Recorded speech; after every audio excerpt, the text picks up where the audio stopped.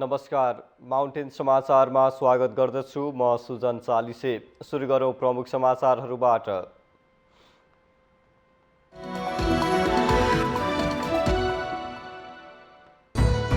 राष्ट्रपति विद्यादेवी भण्डारीबाट नागरिकता विधेयक संसदमै फिर्ता। प्रमाणीकरणका लागि पेश गरिएको विधेयकमा संघीय संसदबाट पुनर्विचार हुन आवश्यक देखिएको ठहर। आगामी निर्वाचनका लागि सेवानिवृत्त सुरक्षाकर्मीलाई प्राथमिकतामा राख्न सरकारलाई निर्वाचन आयोगको सुझाव। 10 अर्ब निर्वाचन खर्च लाग्ने अनुमान। सरकारले संसदमा पेश गरेको बेपत्ता र सत्य निरूपण आयोग संशोधन विधेयकप्रति मानव अधिकार आयोगको गम्भीर असहमति। पीडितसँग पर्याप्त छलफल नगरेको गुनासो। सरकारले राजनीतिलाई दुश्मनीतिर लैजान खोजेको एमाले अध्यक्ष केपी ओलीको आरोप। जातीय पहिचान खोज्ने नभई सबैले नेपाली पहिचान खोज्न आवश्यक रहेकोमा जोड। प्रहरी समायोजनमा संघीय सरकारले व्यवस्था गरेको भन्दै मध्य प्रदेशका मुख्यमन्त्री दल बल सहित धरनामा। प्रमुख प्रतिपक्षी लोसपा भन्छ निर्वाचनको संघारमा गरिएको नौटङ्की। इजिप्टको गिजा सहर स्थित एक चर्चमा आगो लाग्दा कम्तीमा 41 जनाको मृत्यु। सामूहिक प्रार्थना गरिरहेका बेला बिजुली सर्ट भएर आगलागी भएको अधिकारीहरूको भनाई। र 3 महिनाभित्र ब्याटिङमा सुधार गर्ने नेपाली राष्ट्रिय क्रिकेट टोलीका मुख्य प्रशिक्षक प्रभाकरको दाबी। टिमलाई एक ठिक्का बनाएर लैजाने प्रतिबद्धता।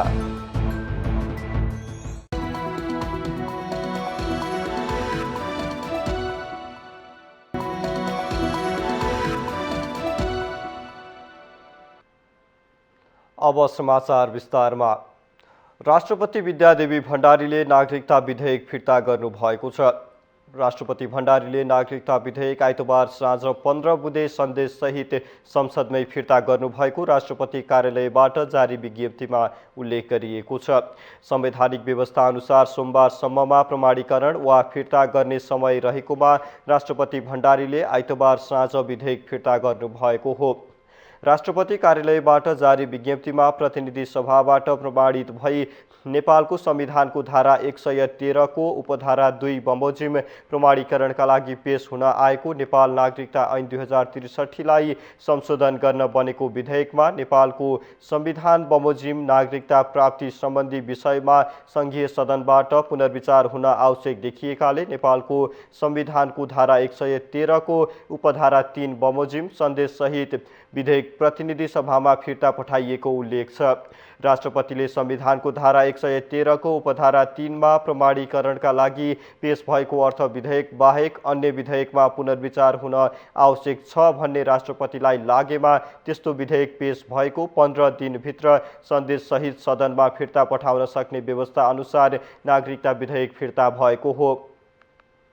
तर अब संघीय संसदका दुवै सदनले फेरि विधेयक पारित गरेर पठाएमा भने राष्ट्रपतिले अनिवार्य पारित गर्नै पर्छ।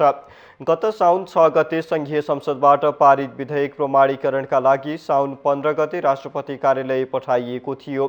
पारित विधेयकमा 2072 असोज 3 भन्दा अघि जन्मका आधारमा नेपालको नागरिकता प्राप्त गरेको नागरिकको सन्तानले बाबु र आमा दुवै नेपालको नागरिक रहेछन् भने निजको उमेर 16 वर्ष पुरा भएपछि वंशजका आधारमा नेपालको नागरिकता प्राप्त गर्ने उल्लेख गरिएको छ। प्रतिनिधि सभाको राज्य व्यवस्था समितिले 22 महिना लगाएर छलफल गरेको पुरानो विधेयक फिर्ता लिएर सरकारले गत असार 24 मा नयाँ विधेयक ल्याएको थियो। उक्त विधेयकलाई संसदीय समितिमा नलगी साउन 6 गते प्रतिनिधि सभाको बैठकमै छलफल गरी पारित गरिएको थियो।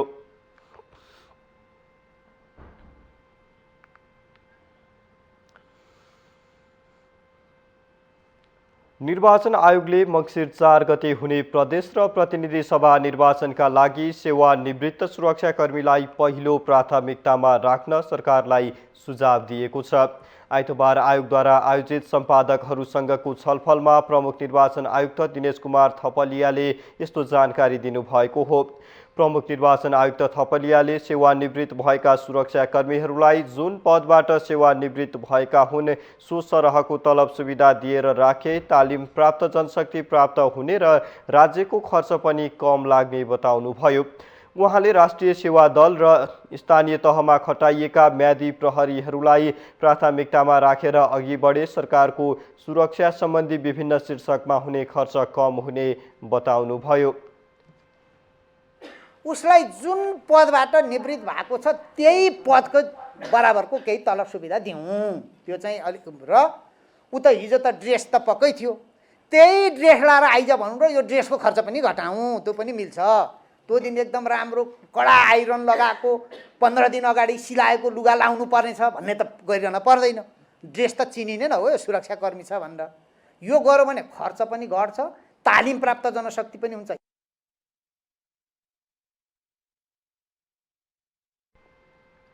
प्रमुख निर्वाचन आयुक्त थपलियाले भविष्यका निर्वाचनमा विद्युतीय मतदान र अनलाइन मतदान प्रणाली लागू गर्ने हो भने कानुन संशोधन गर्नुपर्ने बताउनुभयो।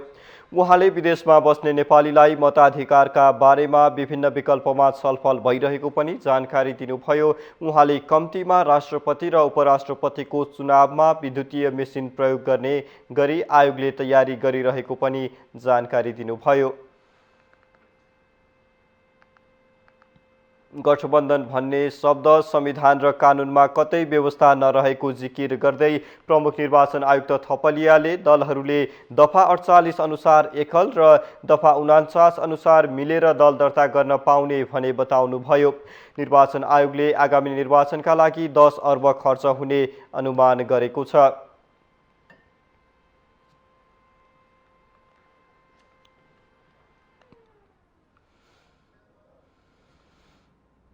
राष्ट्रिय मानव अधिकार आयोगले संसदमा पेश भएको बेपत्ता पारिएका व्यक्तिको छानबिन, सत्य निरूपण तथा मेलमिलाप आयोग संशोधन विधेयकप्रति गम्भीर असहमति जनाएको छ। आयोगले आइतबार पुल्चोक स्थित आफ्नै कार्यालयमा पत्रकार सम्मेलन गरी सरकारले पीडितसँग पर्याप्त छलफल नगरी विधेयक ल्याएको भन्दै विधेयकका 12वटा बुँदामा असहमति जनाएको हो। आयोगलाई प्रभावकारी बनाउन पर्याप्त समय, स्रोत र साधनको व्यवस्थापन हुने आवश्यक प्रबन्ध समेत नगरिएको उल्लेख गर्दै आयोगले आपत्ति जनाएको हो। आयोगका अध्यक्ष तप बहादुर मगरले विधेयकमा आयोगको काम, कर्तव्य र अधिकारभित्र मानवता विरुद्धको अपराध र बाल सेनाको प्रयोगबारे सत्यको अन्वेषण तथा निरूपण गर्न संक्रमणकालीन न्यायको सिद्धान्त अनुसार सम्बोधन हुने गरी जिम्मेवार दिने कानुनी व्यवस्था गर्न सरकारलाई भनिएको स्पष्ट पार्नुभयो। उहाँले पीडितको राहत र परिपूरणका लागि विभिन्न निकायमा धाउनुपर्ने अवस्थाको अन्त्य गरी आयोगबाट निकासा हुने गरी कानुनी प्रबन्ध गर्न सरकारलाई सचेत गराइएको बताउनुभयो। आयोगले संक्रमणकालीन न्यायसँग सम्बन्धित नियमित अदालतमा विचाराधीन रहेका मुद्दाहरू विशेष अदालतमा सार्ने विषय उचित नभएकाले सोही अनुसारको आवश्यक व्यवस्था मिलाउन सरकारलाई निर्देश गरेको छ। राहत र परिपूरण लिन विभिन्न निकायमा धाउनुपर्ने वर्तमान अवस्थाको अन्त्य गर्न आयोगबाटै निकास हुने प्रबन्ध गर्न। तत्काल घटना हुँदाको प्रचलित कानुन र फौजदारी मुलुकी अपराध संहिता लगायतमा रहेका हदम्याद समेतका प्रावधानहरू संक्रमणकालीन न्यायसँग सामञ्जस्य हुने गरी व्यवस्थापन नगरेसम्म दोषीलाई कारबाही गर्न सक्ने अवस्था नभएको आयोगको ठहर छ। आयोगका अध्यक्ष मगरले सशस्त्र द्वन्द्वमा भाग नलिएका तर दुवै पक्षबाट चपेटामा परेका नागरिकलाई पनि न्यायको अनुभूति दिलाई राहत र परिपूरण प्रदान गर्ने गरी कानुनी व्यवस्था गर्न पनि सरकारलाई ध्यानाकर्षण गराइएको बताउनुभयो। न्यायको अनुभूति दिलाई राहत र परिपूरण प्रदान गर्ने गरी आवश्यक प्रबन्ध गर्नु उचित हुने। बिना विभेद द्वन्द्वरत विद्रोही सेना र राज्य पक्षबाट परिचालन गरिएका सुरक्षाकर्मीहरूलाई संक्रमणकालीन न्यायको सिद्धान्त अनुसार समान व्यवहार गर्ने गरी सरकारले कानुनी व्यवस्था गर्नुपर्ने आयोगले जनाएको छ।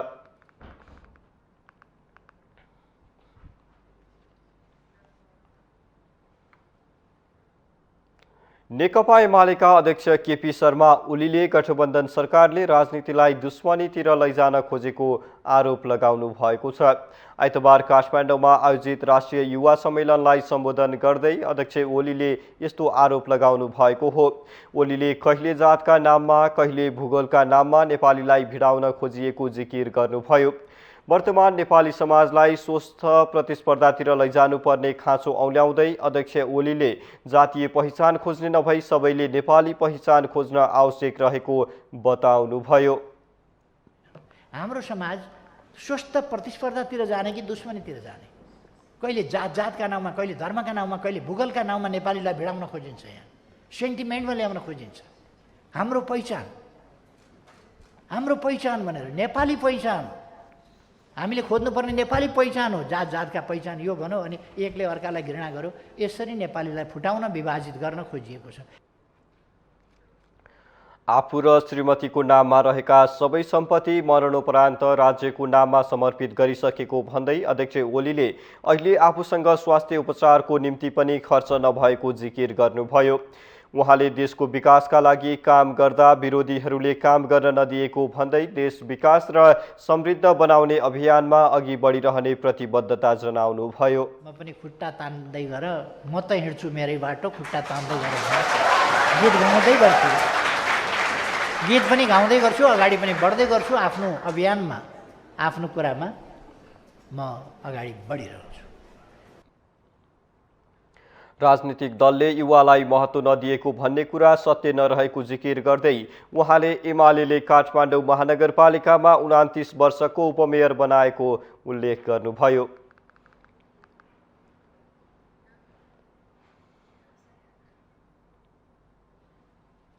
प्रतिनिधि सभा बैठकमा सांसदहरूले काठमाडौँ उपत्यकाको फोहोर व्यवस्थापन गर्न नसकेको भन्दै सरकारको चर्को आलोचना गरेका छन्। प्रतिनिधि सभा बैठकको शून्य समयमा बोल्दै सांसद भूमि प्रसाद त्रिपाठीले स्थानीयको माग सम्बोधन गरेर मात्रै काठमाडौँको फोहोर बन्सरे ल्यान्डफिल साइटमा विसर्जन गर्न माग गर्नुभयो। सरकारले गरेका प्रतिबद्धता र सम्झौताहरूको व्यवस्था गर्दै बलपूर्वक फोहोर विसर्जन गर्न खोज्नु उचित नभएको उहाँको टिप्पणी थियो। जबरजस्ती बलपूर्वक फोहोर विसर्जन गर्न खोज्नुले स्थानीय बासिन्दाहरू आकृष्ट हुनु स्वाभाविक हो। सफाई गरेर फिर्ता गर्ने लगायत स्थानीय बासिन्दाहरूको जीवनसँग प्रत्यक्ष जोडिएका विषयहरूलाई तत्काल सम्बोधन गरेर मात्रै फोहोर विसर्जन गर्न जोरदार माग गर्दछु। सांसद योगेश भट्टराईले काठमाडौँ महानगरपालिकाका मेयर बालेन्द्र शाहलाई फोहोर उठाउने सन्दर्भमा सरकारको भर नपर्न सुझाव दिनुभयो। उहाँले एमाले सहयोग गर्न तयार रहेको भन्दै ठोस प्रस्ताव सहित एमालेसँग सहकार्यमा आउन आग्रह गर्नुभयो। कुनै पहल गर्नुभएको छैन, सम्बन्धित मन्त्रीहरू बेखबर छन्। म काठमाडौँका मेयर बालेन्द्र शाहलाई भन्न चाहन्छु, आउनुहोस्, ठोस प्रस्ताव सहित नेकपा एमालेसँग त्यो भिजन छ, त्यो दृष्टिकोण छ। नेकपा एमाले पूर्ण क्षमताका साथ तपाईँलाई सहयोग गर्न तयार छ। यदि तपाईँ सरकारको भर पर्नुभयो भने तपाईँ असफल हुने निश्चित छ।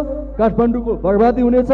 सांस्कृतिक सहर काठमाडौँलाई सबै मिलेर रक्षा गरौँ। धन्यवाद। त्यसैगरी सांसद रामवीर मानन्धरले काठमाडौँको फोहोर इच्छाशक्ति भएको मान्छेले मात्रै उठाउन सक्ने भन्दै आफ्नो नेतृत्वमा शक्तिशाली संसदीय समिति गठन गर्न माग गर्नुभयो। उठ्छ काठमाडौँको अस्तव्यस्त ध्वस्त काठमाडौँ जस्तै अहिले संसदको पनि कोरम पुग्छै पुग्दैन भन्ने स्थिति छ। संसद भवनको वरिपरि हेऱ्यो भने यहाँ चाहिँ चुहेर बस्नु नहुने चाहिँ अवस्था छ। यसलाई ध्यान पुर्याउनुको लागि एउटा फेरि पनि म माग राख्न चाहन्छु, सभा मार्फत चाहिँ म तत्काल चाहिँ यस्तो एउटा शक्तिशाली एउटा चाहिँ समिति गठन गरियोस्। अब मैले आफूले माग गर्दाखेरि यहाँ मैले माग गरे जस्तो भयो जस्तो लाग्यो। त्यसकारण जसको भए पनि यहाँ इच्छा शक्ति भएको मान्छेको राख्नुहोस्, होइन भने काठमाडौँ अस्तव्यस्त ध्वस्तबाट बचाउन फेरि पनि म माग राख्न चाहन्छु, एउटा शक्तिशाली समिति गठन गरियोस्। सांसद मायादेवी नेउपानेले सरकारले जनताको माग अनुरूप केही दिन नसकेकाले सरकारको नाम छैन बहादुर, दिन्न बहादुर र सक्दिन बहादुर राख्नुपर्ने टिप्पणी गर्नुभयो। विद्यार्थीलाई किताब दिन सक्दैन, किसानलाई मल बिउ र सिँचाइ दिन सक्दैन, व्यवसायीलाई कच्चा पदार्थ दिन सक्दैन, उद्योगीलाई सञ्चालन गर्न अवरोध गर्छ। त्यसकारणले यो सभामुख महोदय, यो केही पनि दिन नसक्ने सरकारको नाम छैन बहादुर, दिन्न बहादुर र सक्दिन बहादुर राखौँ कि कसो? सांसद मीना सुब्बा र राजेन्द्र केसीले अन्तर्राष्ट्रिय बजारमा इन्धनको मूल्य घटेको भए पनि सरकारले नघटाएको भन्दै असन्तुष्टि व्यक्त गर्नुभयो। सांसद रेणुका गुरुङले निहारिका राजपूतले राष्ट्रपति भवन अगाडि आत्मदह गर्ने अवस्था किन आयो भनी सरकारलाई प्रश्न गर्नुभयो। उहाँले सरकारको प्रशासनिक र न्यायिक संयन्त्र असफल भएकै हो भनी सरकारको जवाफ माग गर्नुभयो।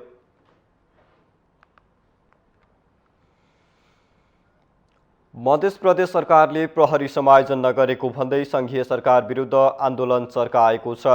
मध्य प्रदेश सरकारका मुख्यमन्त्री लालबाबु राउत सहित मन्त्री र प्रदेशसभा सदस्यहरूले प्रहरी समायोजन नगरेको भन्दै प्रदेश प्रमुखको कार्यालय अगाडि धरनामा बसेका छन्। संघ र प्रदेश सभा निर्वाचनको मुखमा मध्य प्रदेश सरकार प्रहरी समायोजनको माग गर्दै धरनामा बसेको छ। यसको नेतृत्व गरेका छन् प्रदेशका मुख्यमन्त्री लालबाबु राउतले। संघीयताको सफल कार्यान्वयनका लागि आन्दोलनमा उत्रेको भन्दै उहाँले संघीय सरकारले प्रहरी प्रशासन सहित विभिन्न अधिकार प्रदेश मातहत नदिएसम्म संघीयताको सफल कार्यान्वयन हुन नसक्ने ठोकुवा गर्नुभयो। खासमा भन्ने हो भने यो संघीयता कार्यान्वयनको कुरो छ।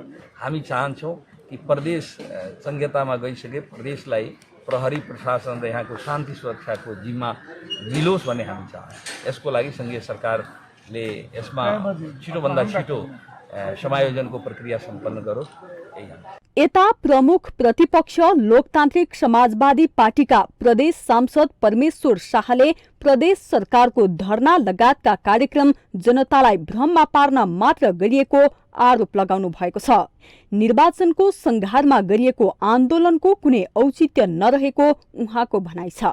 प्रदेश सरकार आजदेखि संघीय सरकारको विरोधमा प्रहरी समायोजनको लागि प्रदेश प्रमुखको कार्यालयमा धरनामा बसेको कुरा हामीले पनि थाहा पायौँ।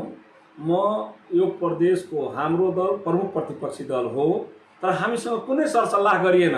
आन्दोलनका के कार्यक्रमहरू गर्ने, कसरी गर्ने, ज्ञापन पत्र बुझाउने बेलामा हामीसँग छलफल भयो।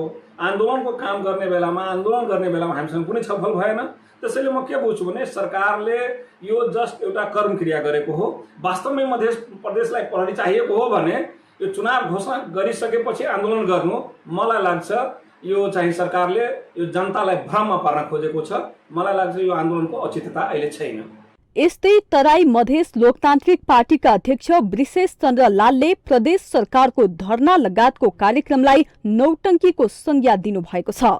प्रहरी समायोजन हुनुपर्ने तर मध्य प्रदेश सरकारद्वारा गरिएको आन्दोलनले नौटंकीको हद पार गरिसकेको उहाँको भनाइ छ। प्रदेश प्रहरीको समायोजन त हुनै पर्छ नि, त्यो त सुरुदेखि माग गरेको हो। यसमा सङ्घीय सरकारको पनि हेलचक्राइ चाहिन्छ सुरुदेखि, त्यो म मान्दछु। तर अहिले आएर उहाँहरूले जुन धरना कार्यक्रम गरिराख्नु भएको छ त्यो मलाई चाहिँ नै बेतुकको लाग्छ। न्यून मूल्याङ्कन गरेर जनतालाई ठगेर यसरी भ्रम फैलाएर हामी भोट पाउन सक्छौँ, आफूलाई आन्दोलनकारी देखाउने जो प्रयास भइरहेको छ, त्यस कारणले गर्दाखेरि यसको औचित्यमाथि प्रश्न खडा भएको छ। यस अघि मध्य प्रदेशका मुख्यमन्त्री तथा मन्त्रीहरूले प्रधानमन्त्री शेरबहादुर देउवा सहित सत्ता गठबन्धन दलका प्रमुख नेताहरूलाई ज्ञापन पत्र बुझाएका थिए। केही दिन अघि प्रदेश सरकारका गृह मन्त्रीको नेतृत्वमा प्रदेश प्रमुख मार्फत प्रधानमन्त्रीलाई ध्यानाकर्षण पत्र पनि बुझाइएको थियो। माउन्टेन टेलिभिजन एचडीका लागि धनुषा सहकर्मी कैलाश दासको रिपोर्ट। माउन्टेन समाचारमा छोटो ब्रेक, हामीसँगै रहनुहोला।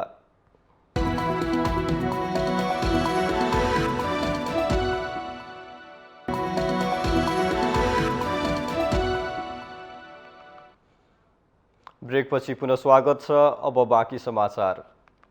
प्रतिनिधि सभा निर्वाचनका लागि निर्वाचन आयोगमा 100 को हाराहारीमा साना ठूला दल दर्ता हुने गरेका छन्। तर कानुनी प्रावधानका कारण निर्वाचनपछि राष्ट्रिय दलको मान्यता पाउने दल भने निकै कम देखिन्छन्। राष्ट्रिय दल बन्न नसक्दा साना दलका सांसदहरू संसदमा समेत स्वतन्त्र जनप्रतिनिधिका रूपमा रहन बाध्य छन्। सरकारले प्रतिनिधि सभा तथा प्रदेश सभा निर्वाचनको मिति आगामी मङ्सिर 4 गतेका लागि घोषणा गरेसँगै हाल निर्वाचन आयोगमा धमाधम दल दर्ता भइरहेको छ। आयोगले साउन 22 देखि 31 गतेसम्मका लागि दल दर्ता आह्वान गरेकोमा 29 गते आइतबारसम्म 50 राजनीतिक दल दर्ता भएका छन्। 2074 सालको निर्वाचनमा आयोगमा 91 वटा राजनीतिक दल दर्ता भएकोमा जम्मा 5 दलले मात्र राष्ट्रिय मान्यता पाएका थिए। दलहरूको टुटफुटको श्रृङ्खलाले अहिले यो सङ्ख्या बढेर 6 पुगेको छ। मोटामोटी 80-85 दल दर्ता भएको रफ आइडिया छ मलाई त्यो बेलामा र त्यसमा अहिले अब त्यो त्यसपछि विभिन्न राजनीतिक दलहरू मर्ज हुने टुक्रिने यो क्रम जारी छ त्यो 5 वर्षमा। तर आजका मितिमा आइसक्दाखेरि 6वटा राजनीतिक दलहरू राजनीतिक दल सम्बन्धी ऐन 2073 को दफा 52 बमोजिम जुन थ्रेसहोल्ड छ 3% समानुपातिक तर्फको मत ल्याउनु पर्ने त्यो अन्तर्गत र पछिल्लो राजनीतिक दल सम्बन्धी ऐन जुन अध्यादेश मार्फत संशोधन भयो यी दुईटा कुराको आधारमा हेर्दा 6वटा दल अहिले राजनीतिक मान्यता प्राप्त दलको रूपमा छन्। राजनीतिक दल सम्बन्धी ऐन 2073 बमोजिम कुनै पनि पार्टीले राष्ट्रिय दलको मान्यता पाउन प्रतिनिधि सभा निर्वाचनमा प्रत्यक्षतर्फ कम्तीमा 1 सिट र समानुपातिकतर्फ कुल खसेको मतको 3% मत प्राप्त गर्नुपर्छ। यो प्रावधानका कारण आयोगमा दर्ता भई निर्वाचनमा भाग लिन चाहने साना दलहरूको अस्तित्व नै सङ्कटमा परेको भन्दै उनीहरू विरोध गरिरहेका छन्। निर्वाचनमा भाग लिने तर 3% मत प्राप्त गर्न नसक्दा दलको प्रतिनिधित्व गरी जनताबाटै निर्वाचित भएका सांसदहरू समेत संसदमा स्वतन्त्र हैसियतमा रहनुपर्ने बाध्यता साना दलहरूलाई छ। यति मात्र होइन, उक्त थ्रेसहोल्ड नकटाए साना दलले समानुपातिकमा पाएको मतको समेत माया मार्नुपर्ने हुन्छ। थ्रेसहोल्डको व्यवस्था गरेर ठूला दलले संसदमा आफ्नो प्रतिनिधित्व कुण्ठित गर्न खोजेको र जनमतको कदर नगरेको साना दलहरूको आरोप छ। थ्रेसहोल्डले गर्दाखेरि चाहिँ कतिपय दलहरूले त्यो थ्रेसहोल्ड चाहिँ नकटाएका कारणले उनीहरूले मत प्राप्त गरे तापनि त्यो मत चाहिँ को आधारमा उनीहरूले चाहिँ नपाउने सिट नपाउने र फेरि त्यो थ्रेसहोल्ड नकाटेपछि राष्ट्रिय पार्टी पनि नहुने त्यो कारणले गर्दाखेरि चाहिँ त्यस्ता साना दलहरूलाई धेरै ठुलो चाहिँ मर्का परेको छ र उनीहरू राष्ट्रिय दलहरूमा चाहिँ काउन्ट नहुनाले कैयौँ कुराबाट उनीहरू वञ्चित पनि हुन्छन्, विभिन्न किसिमका सुविधाहरूबाट चाहिँ वञ्चित हुन्छन्। भोट खसेको भोटको सदर भोटको 3% हो, 3% भनिसकेछ। अब ठ्याक्कै अहिले 2 लाख 3 लाख कति भोट ल्याउनु पर्छ भन्ने थाहा छैन, त्यो आकलन मात्रै हो हैन। पर्सेन्टको आधारमा कति खस्छ त्यसमा मात्रै हो हैन। र त्यो भनेको त यहाँ त सिधै मुख थुनेको हो क्या, यहाँको भोटरहरूलाई दास बनाएको हो। कानुनी प्रावधानका कारण साना दलहरूले राष्ट्रिय दलको मान्यता पाउनु असम्भव प्राय देखिन्छ, जसले ठूला भनिएका दलहरूकै हलिमुहाली देखिने गरेको छ। यसो बताइरहँदा निर्वाचनको सम्मुखमा च्याउ उम्रेजै दर्ता हुने राजनीतिक दलहरू राष्ट्रिय राजनीतिमा भूमिका खेल्ने सामर्थ्य राख्छन् या राख्दैनन् त्यसको मूल्याङ्कन भने भएको देखिँदैन। त्यसैले निर्वाचन प्रणाली र साना दलको असन्तुष्टिलाई औचित्य सहित सम्बोधन गर्नुपर्ने देखिएको छ। माउन्टेन टेलिभिजन एचडीका लागि क्यामेरामा प्रदीप घलानका साथमा सुजन चालिसेको रिपोर्ट। नेपाल मजदुर किसान पार्टीका सांसद प्रेम सुवालले वर्तमान सरकारको कुनै औचित्य नभएको टिप्पणी गर्नुभएको छ। खराब ठेकेदार, मिटर ब्याजी, खराब उद्योगी, व्यापारी, मिसावट गर्ने कालाबजारी, तस्करसँग डराएकाले सरकारको औचित्य नभएको उहाँको भनाइ थियो। आइतबार प्रतिनिधि सभा बैठकमा विशेष समय लिएर बोल्दै सांसद सुवालले काठमाडौँका धेरैवटा सडक निर्माणको काम अलपत्र पारेर बसेको निर्माण कम्पनी सैलुङ कन्स्ट्रक्सनलाई अविलम्ब आफूले जिम्मा लिएको ठेक्काको काम पूरा गराउन पनि सरकारसँग माग गर्नुभयो। देखि डराउने, मिटर ब्याजीदेखि ट्राइमाम हुने, खराब उद्योगी, व्यापारी, मिसावट गर्ने, कालाबजारी, तस्करदेखि डराउने यस्तो सरकारको औचित्य नभएको जनताको गुनासो व्यापक छ। सरकार नालायक भएपछि अत्याचार बढेको हो। 32 वर्ष यता बहुदलवादी दाबी गरेकाहरूको सरकारमा, बहुदलवादी दाबी गरेकाहरूकै सरकारमा मिटर ब्याजी साहुहरूको राज चलेकोमा जनताको ठुलो विरोध छ। विशेष समयमा बोल्दै नेकपा एमालेकी सांसद निरुदेवी पालले निहारिका राजपूत र नाबालक दुवैलाई तत्काल न्याय दिलाउन माग गर्नुभयो। उहाँले सरकारले दोषी प्रमाण प्रशस्त हुँदा समेत निहारिकालाई न्याय दिन नसकेको आरोप लगाउनुभयो। नारीको अस्मितालाई खेलौनाको रूपमा हेरिरहेको यो समाजलाई चुनौती दिने हिम्मत गर्दै अघि बढेकी छिन् निहारिका राजपूत। आफूमाथि भएको बलात्कार र बलात्कार स्वरूप जन्मिएको सन्तान दुवैको न्यायका लागि निहारिकाले पटक पटकका अनुसन्धपछि आत्मदाहको असफल प्रयास गरिसकेकी छिन्। आज यो देशमा जनताको सरकार भएको भए निर्दोष निहारिकाले न्याय पाउनुपर्ने हो। यो त अदालतबाट जन्मेको परमादेशी सरकार हो भन्ने कुरा यी र यस्तै धेरै घटनाहरूले प्रमाणित र पुष्टि भइसकेको छ। कानुन जस्ट फेयर र रिजनेबल पर्ने सिद्धान्त छ, यद्यपि प्रयोगमा जस्ट फेयर र रिजनेबल लागू हुन सकेको देखिन्न। त्यस्तै नेकपा एकीकृत समाजवादीकी सांसद पुष्पा कुमारी कर्ण कायस्थले रेडियो नेपालको केन्द्रीय प्रसारणबाट मैथिली र भोजपुरी भाषाका कार्यक्रमहरू प्रसारण गर्न माग गर्नुभयो। सांसद कायस्थले प्रदेशको प्रसारणलाई यथावत राखी केन्द्रीय प्रसारणले मैथिली र भोजपुरी भाषालाई प्राथमिकता दिनुपर्ने माग राख्नुभयो। यथावत राखी भाषाभाषीको जनसङ्ख्या र भाषा विज्ञानका विभिन्न वैज्ञानिक सिद्धान्तहरूको आधारमा मैथिली भोजपुरी लगायतका भाषालाई केन्द्रीय प्रसारणमा प्राथमिकता दिइनुपर्छ भन्ने कुराको माग गर्दछु। यस सम्बन्धमा सम्मानीय सभामुख मार्फत सरकार र सम्बन्धित निकायको गम्भीर ध्यान आकर्षण गर्दछु। उहाँले सांसदहरू सहितको उच्च स्तरीय आयोग गठन गरी समस्याग्रस्त विश्वविद्यालयहरूको समस्या र आवश्यकता पहिचान गरी तत्काल समस्याको समाधान गर्न पनि माग गर्नुभयो।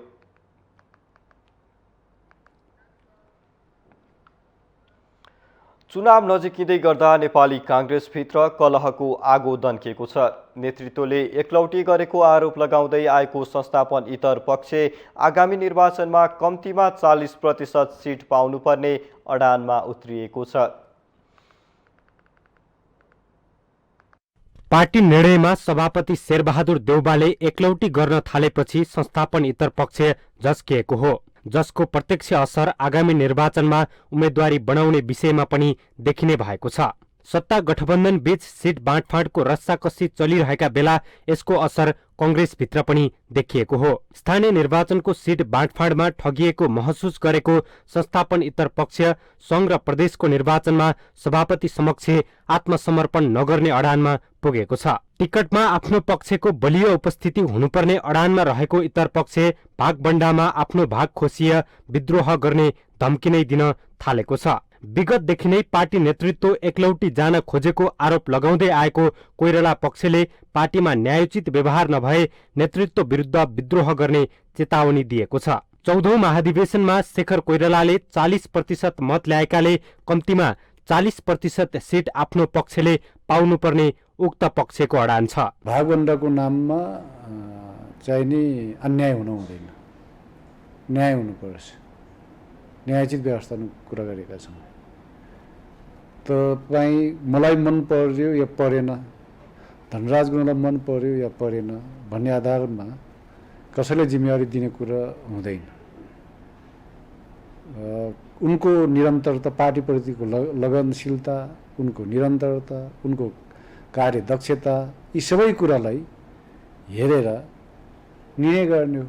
नेपाली कंग्रेसका 5वटै भातृ संगठनको नेतृत्व चयनमा संस्थापन पक्षले आफू खुसी गरेको भन्दै इतर पक्ष रुष्ट थियो। पार्टी विधि र विधानले चल्ने भन्दै नेतृत्वले आफूहरूलाई दबाउन खोजेको आरोप इतर पक्षले लगाउँदै आएको छ। तर संस्थापन पक्षले पार्टीमा फरक विचार प्रकट हुनु र मतभेद हुनु सामान्य हो भन्दै असन्तुष्टिलाई छलफलको माध्यमबाट समाधान गर्ने आश्वासन दिएको छ। पार्टीभित्रको विचारसम्म जो नजिकबाट चाहिँ तपाईँलाई आलोचनात्मक समर्थन कहिले विरोध गरिरहेको हुन्छ, हो त्यो विचारसम्मको पनि हो। त्यसले गर्दाखेरि सबै पार्टीका नेताहरूले, चाहे वरिष्ठ नेता आउनुहोस् या जोसुकै नेताहरूले पार्टीलाई ठुलो पार्टी बनाउनका निम्ति, बहुमतको पार्टी बनाउनका निम्ति चाहिँ लेडेडिपीहरू भन्दाखेरि पनि तपाईँको चाहिँ पार्टीभित्र चाहिँ सहजता महसुस हुने खालको अवस्था सिर्जना गरेर हामीहरू निर्वाचनमा जानुपर्छ र त्यो जानको निम्ति चाहिँ पार्टीले निश्चित रूपमा पार्टी सभापतिजी त्यो खालको अवस्थामा, त्यो खालको सोचमा उहाँ लचक हुनुहुन्छ। 7 दशक लामो इतिहास बोकेको नेपाली कंग्रेसभित्र यस्ता कलह नयाँ भने होइन। यस्ता गतिविधि हरेक निर्वाचनमा देखिएकै हो। गत स्थानीय तह निर्वाचनमा पनि असन्तुष्ट पक्षले भरतपुर महानगरपालिका लगायतका धेरै निकायमा बागी उम्मेदवारी दिएका थिए। आगामी निर्वाचनमा नेतृत्व गम्भीर नभए त्यस्ता गतिविधि झन बढ्ने संस्थापन इतर पक्षको तारन्तार बैठकले प्रस्ट्याएको छ। माउन्टेन टेलिभिजन एचडी का लागि क्यामेरामा विक्रम साक्यका साथमा शीतल रिजाल, काठमाडौँ। माउन्टेन समाचारमा पुनः पालो भएको छ छोटो ब्रेकको।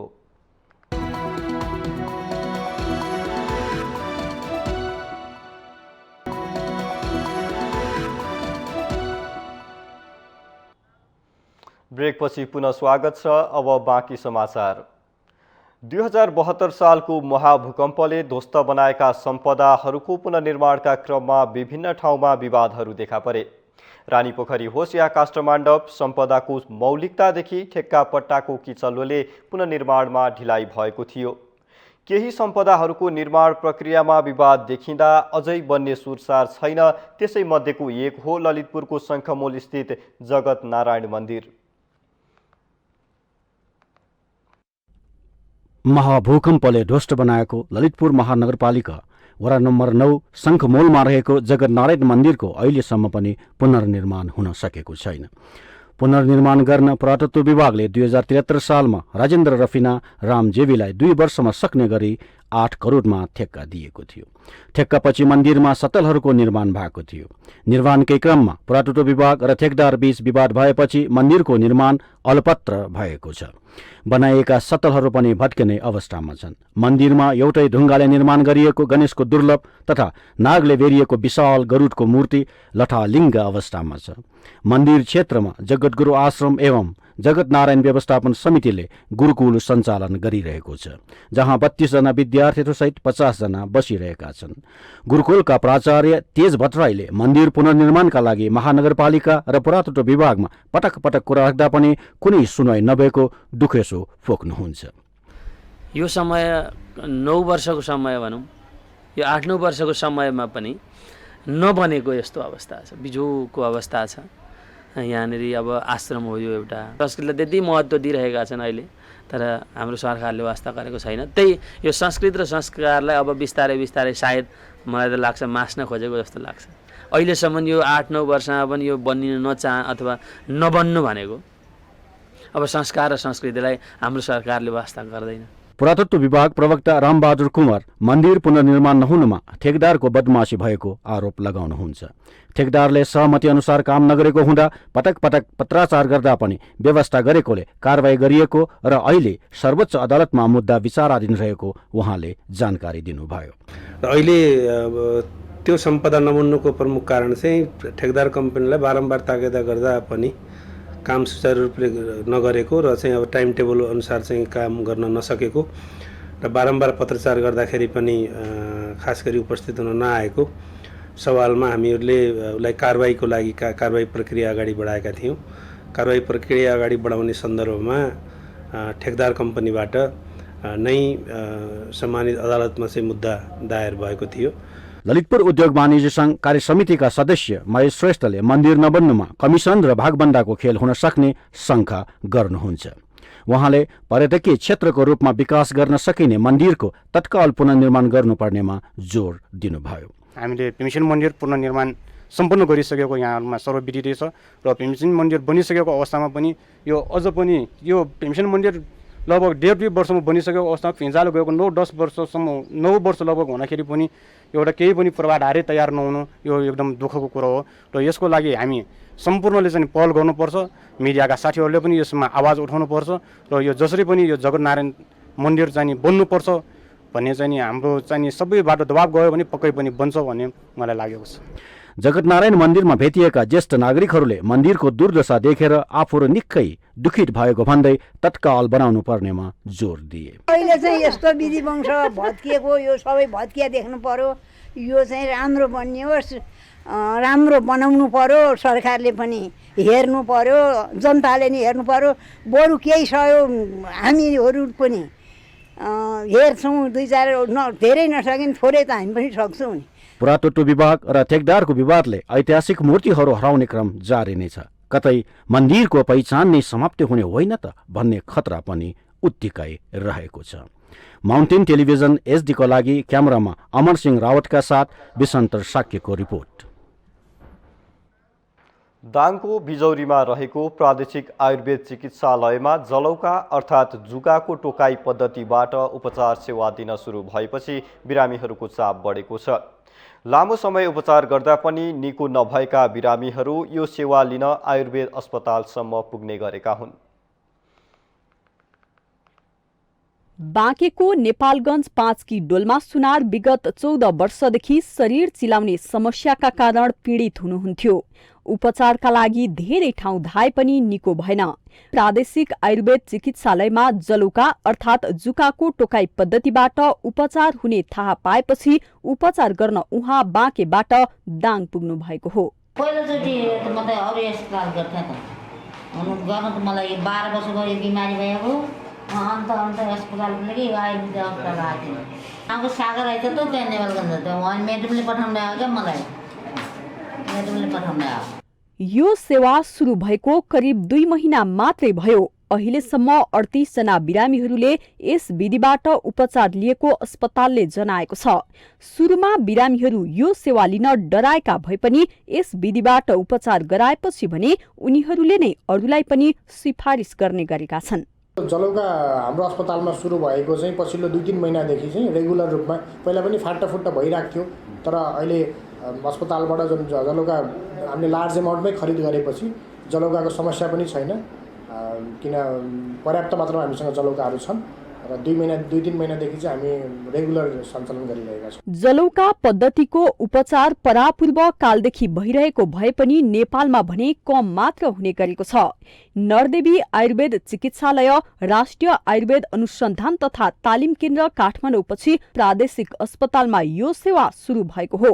अस्पतालले थेरापिस्ट योगलाई पनि ओपीडी सेवामा जोड्ने योजना बनाएको छ। यो नरदेवी आयुर्वेद चिकित्सालय र हाम्रो राष्ट्रिय आयुर्वेद अनुसन्धान तथा तालिम केन्द्र काठमाडौँमा यो प्रभावकारी ढङ्गबाट चाहिँ सुरु गरिएको हो र यहाँ पनि विगत 2 महिनादेखि हामीले यो पद्धतिलाई चाहिँ सुरुवात गरेका छौँ र यसले चाहिँ राम्रो रिजल्ट दिइरहेको अवस्था छ। जलौका पद्धतिबाट उपचार गरेको एक पटकको 100 मात्र शुल्क लाग्ने गरेको छ। बिरामीको अवस्था अनुसार कम्तीमा 4-5 वटा जुकाहरू राखेर उपचार गरिन्छ। जलौका उपचार पद्धति प्रकृतिमा पाइने अविषालु जुकाबाट गरिने उपचार पद्धति हो। जुकाले 3 देखि 10 ml सम्म रगत एक पटकमा निकाल्ने गर्दछ।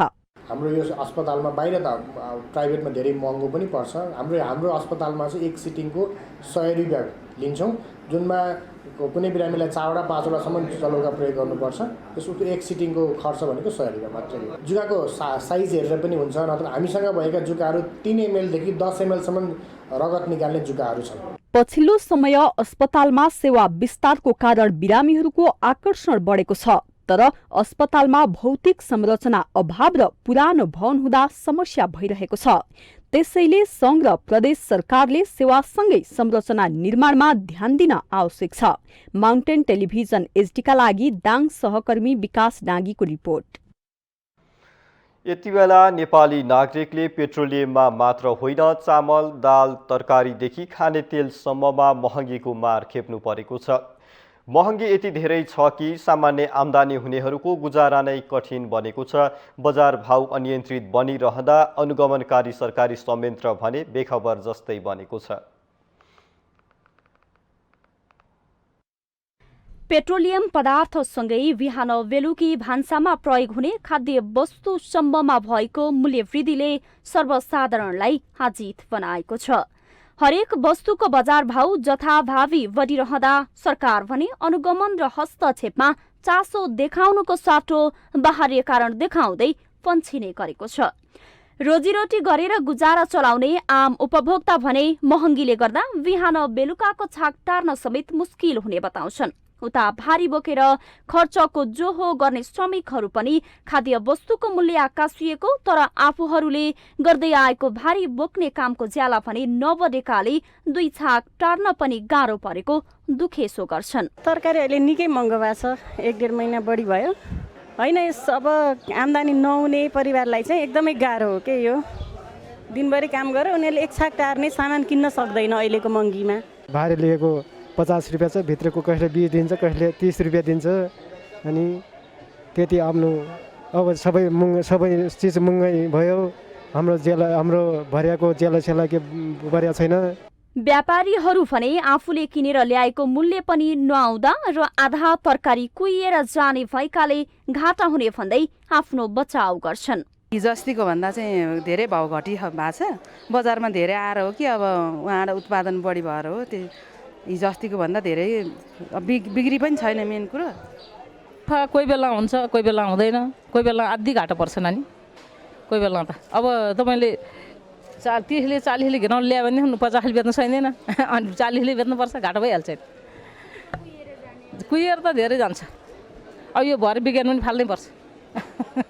बजारमा तरकारी किनि नसक्नु भएको छ। 1 महिनाको अन्तरालमा आलु, गोलभेडा लगायत अन्य खाद्य वस्तुको पनि मूल्य आकाशिएको छ। तर कालीमाटी फलफूल तथा तरकारी बजार विकास समितिले भने वर्ष याबमा छिट्टै तरकारीहरू बिग्रने भएकाले उपभोक्ताबाट बढी मूल्य लिनु परेको भन्दै पन्छिने गरेको छ। अब यो बर्सातको मौसम हो। बर्सातको मौसममा एउटा प्रवृत्ति के रहन्छ भने सामान्यतया मूल्य माथि जाने त्यो प्रवृत्ति देखिन्छ। बर्सातको मौसममा चाहिँ जुन अब यो तरकारीहरू भनेपछि कृषि उपजहरू चाहिँ चाँडो नाशमान हुने वस्तुहरू हो होइन। यहाँबाट त्यहाँसम्म लग्दाखेरि चाहिँ वस्तुहरू बिग्रिने, कुहिने, सड्ने त्यो किसिमको प्रक्रियाहरू हुन्छ। त्यसले गर्दाखेरि उपभोक्ताहरूले कतिपय अवस्थामा बढी मूल्य हाल्नु परेको अवस्था पनि देखिन्छ। महँगीले ढाड सुकिरहेको बेला सरकार रमिते बनेको भन्दै उपभोक्ता अधिकार कर्मीहरू आक्रोश व्यक्त गर्छन्। नेपाल सरकार किन चुप लागिराखेको छ? अनेक थरीको मूल्य वृद्धि भइरहेछ। देशमा चाहिँ अत्यन्त ठुलो समस्या परिराखेको छ।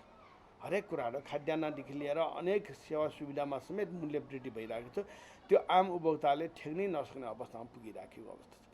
यो कुरालाई चाहिँ नेपाल सरकारले तत्कालै सम्बोधन गर्नुपर्नेमा जुन किसिमले सम्बोधन नगर्ने एउटा व्यवस्था गर्ने काम भइराखेको छ, त्यो आफैमा एउटा विडम्बना छ। दैनिक उपभोगका नुन, तेल, चिनी लगायत खाद्य सामग्रीको मूल्य बढेर भान्सा महँगो बनिरहेका बेला तरकारीको समेत मूल्य बढ्दा उपभोक्ताहरू थप मारमा परेका छन्। चाडपर्वका समय नजिकिएकाले यो महँगी अझै बढ्ने देखिन्छ। नियमनकारी निकाय समयमै जागेर अनुगमन र कालोबजारी गर्नेलाई कारबाहीको दायरामा नल्याउने हो भन्ने बजारमा व्यापारी र बिचौलियाको मनोमानी अझै बढ्दै जानेछ। माउन्टेन टेलिभिजन HD का लागि क्यामेरामा केशव श्रेष्ठका साथमा उषा काफ्लेको रिपोर्ट। हामीसँग आर्थिक, अन्तर्राष्ट्रिय र खेल समाचार बाँकी नै छन्। माउन्टेन समाचारमा पालो भएको छ छोटो ब्रेकको।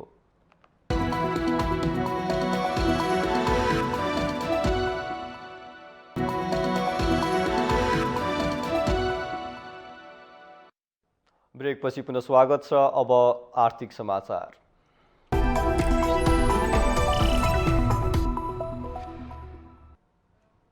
श्रम, रोजगार तथा सामाजिक सुरक्षा मन्त्री शेरबहादुर कुँवरले सरकारले वैदेशिक रोजगारीबाट फर्केका व्यक्तिहरूका लागि पुनः एकीकरण कार्यक्रम तत्काल कार्यान्वयन गर्ने बताउनु भएको छ। आइतबार काठमाडौँमा वैदेशिक रोजगारीबाट फर्केका व्यक्तिहरूको लागि पुनः एकीकरण कार्यक्रममा कार्यान्वयन विषयक परामर्श गोष्ठीमा उहाँले सरकारले उक्त कार्यक्रममा वैदेशिक रोजगारदाताहरूको सहयोग, अनुदान र लगानीमा आकर्षित गर्ने गरी प्रावधानहरू राखिएको बताउनुभयो। वैदेशिक रोजगारबाट फर्किएका तर पुँजी नभएका श्रमिकहरूलाई पनि यो कार्यक्रममा समावेश गरेर अघि बढ्ने उहाँको भनाइ छ। मन्त्री कुँवरले वैदेशिक रोजगारीबाट फर्केका व्यक्तिहरूका लागि पुनः एकीकरण कार्यक्रमप्रति अहिले नै नकारात्मक कुराहरू गर्दा अरुण तेस्रो जलविद्युत आयोजना जस्तै हुने उदाहरण दिनुभयो। धेरै महँगो छ, यो धेरै कस्टली छ भन्ने कुराहरू पनि निकाले, जसले गर्दाखेरि अरुण थरलाई हामी लागू गर्न सकेनौँ। हामीले नेपालको विद्युत सप्लाईमा धेरै हामी पछाडि पऱ्यौँ, धेरै वर्षपछि परेका छौँ र अब बल्ल अहिले सुरु हुँदैछ। त्यसैले यो नीति कार्यान्वयन गर्नको लागि हामी आफ्नो ठाउँबाट डटौँ र यो चाँडोभन्दा चाँडो कार्यान्वयनको तहमा पुर्याउँ। यसमा सबैको सहभागिताको त्यत्तिकै जरुरी छ। उहाँले वैदेशिक रोजगारीबाट फर्केका व्यक्तिहरूका लागि पुनः एकीकरण कार्यक्रम कार्यान्वयन गर्न सबै मिलेर लाग्न आवश्यक रहेको बताउनुभयो।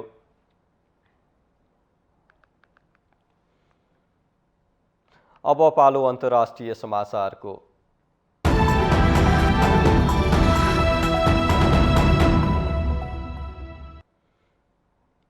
इजिप्टको एक चर्चमा आगलागी हुँदा 41 जनाको मृत्यु भएको छ।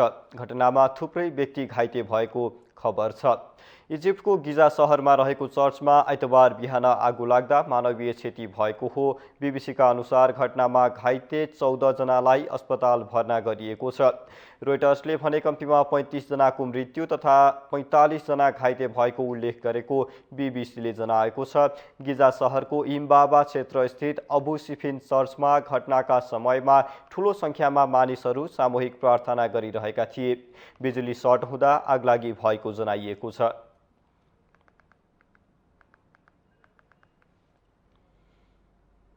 अब खेल समाचार।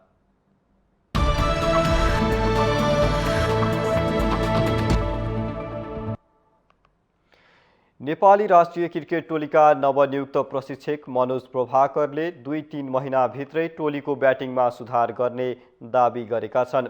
आइतबार आयोजित पत्रकार सम्मेलनमा प्रभाकरले नेपाली टोलीको मुख्य समस्या ब्याटिङ रहेको भन्दै त्यसलाई 2-3 महिनामा नै सुधार गर्ने दाबी गरेका हुन्। नेपाल क्रिकेट संज्ञानले आयोजना गरेको पत्रकार सम्मेलनमा प्रशिक्षक प्रभाकरले आइतबार कीर्तिपुर मैदानमा सबै खेलाडीको ब्याटिङ हेरेको र उनीहरूमा भएको कमी कमजोरी भेटाएको भन्दै सुधार गर्ने बाचा गरे। Down at Plains and you give your performance and you can not get tired soon. So that's the way I think. Whatever they do, I think you have to get the basic strong. That's what I'm here for, and you will see the result very soon. प्रशिक्षक प्रभाकरले कुनै पनि परिवारभित्र समूह भएको अवस्थामा परिवारलाई सफलता नमिल्ने भन्दै र परिवारभित्रको पीडा सबैको पीडा हुने र त्यसलाई समाधान गरेर अघि बढ्ने प्रतिबद्धता जनाए। क्यानेडियन प्रशिक्षक पुबुदु दशा नायकीको राजीनामापछि मुख्य प्रशिक्षकका रूपमा प्रभाकर नेपाली टोली सम्हाल्न आएका हुन्।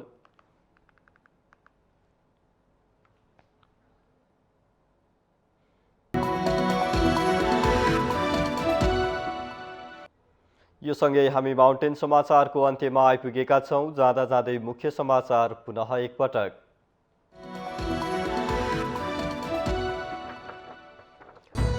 राष्ट्रपति विद्यादेवी भण्डारीबाट नागरिकता विधेयक संसदमै फिर्ता। प्रमाणीकरणका लागि पेश गरिएको विधेयकमा संघीय संसदबाट पुनर्विचार हुन आवश्यक देखिएको ठहर।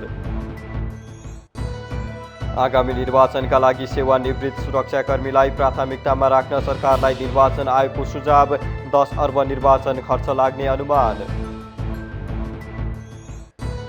सरकारले संसदमा पेश गरेको बेपत्ता र सत्यनिरूपण आयोग संशोधन विधेयकप्रति मानव अधिकार आयोगको गम्भीर असहमति। पीडितसँग पर्याप्त छलफल नगरेको गुनासो। सरकारले राजनीतिलाई दुश्मनीतिर लैजान खोजेको एमाले अध्यक्ष केपी ओलीको आरोप। जातीय पहिचान खोज्ने नभई सबैले नेपाली पहिचान खोज्न आवश्यक रहेकोमा जोड। प्रहरी समायोजनमा संघीय सरकारले व्यवस्था गरेको भन्दै मध्य प्रदेशका मुख्यमन्त्री दल बल सहित धरनामा। प्रमुख प्रतिपक्षी लोसपा भन्छ निर्वाचनको संघारमा गरिएको नौटङ्की। इजिप्टको गिजा सहर स्थित एक चर्चमा आगो लाग्दा कम्तीमा 41 जनाको मृत्यु। सामूहिक प्रार्थना गरिरहेका बेला बिजुली सर्ट भएर आगलागी भएको अधिकारीहरूको भनाई। र 3 महिनाभित्र ब्याटिङमा सुधार गर्ने नेपाली राष्ट्रिय क्रिकेट टोलीका मुख्य प्रशिक्षक प्रभाकरको दाबी। टिमलाई एक ढिक्का बनाएर लैजाने प्रतिबद्धता।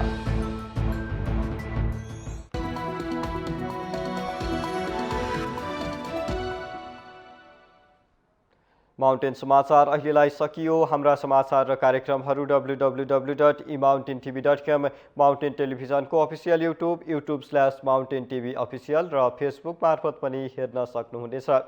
सत्य, तथ्य र निष्पक्ष समाचारका लागि हेर्दै रहनुहोला माउन्टेन टेलिभिजन। नमस्कार।